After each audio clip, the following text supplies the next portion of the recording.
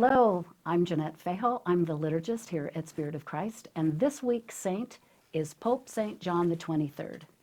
Pope St. John the 23rd is best known for convening in 1962 the First Vatican Council in a century, which opened up the windows of the Catholic Church, aggiornamento in Italian.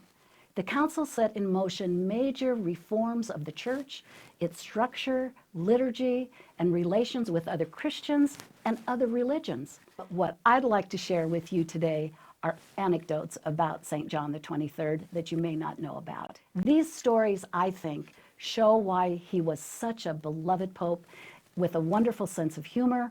They called him the Good Pope. Two popes before Pope John had the Vatican gardens cleared if the Pope wanted to take a walk in the gardens. Even the tourists who might have seen them from St. Peter's Dome were barred. But Pope John, who enjoyed a walk in the garden, canceled those orders.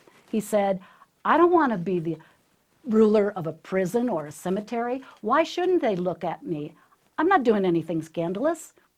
On another occasion, he met a group of laborers in the garden who dropped their tools and prepared to withdraw when he approached. He asked, "Why are you doing this?" His assistant explained that it was for reasons of security. "But why?" the Pope asked. "I would not have hurt them." One of my favorite stories that shows his warmth and that he is not aloof in the presence of such dignitaries. He was to receive President and Mrs. John Kennedy at the Vatican. He was rehearsing how to address Mrs. Kennedy. His aide said, "Well, she is French and you speak French. You could address her as Mademoiselle Kennedy, or a perfectly acceptable address would be Mrs. Kennedy." So the Pope was going back and forth trying to decide which would be the best greeting. When she and President Kennedy walked through the door, Pope John flung open his arms and said, "Jackie!" when Pope John was giving a tour of the Vatican to a visitor. The visitor said, "Holy Father, how many people work at the Vatican?"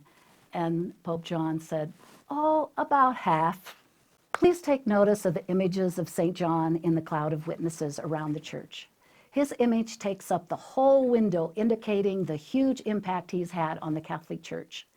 And the art also suggests that he was, in real life, a very short, roly-poly man. And don't miss the subtle smile on his lips.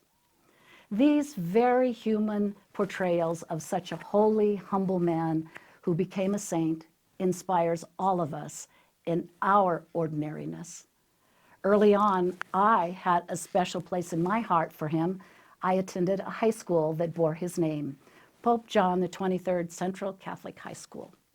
As a liturgist, I appreciate him for the beautiful Mass that Vatican II opened up for all of us. And because of the changes, the Church had a place for me, offering me a rewarding career in the liturgy.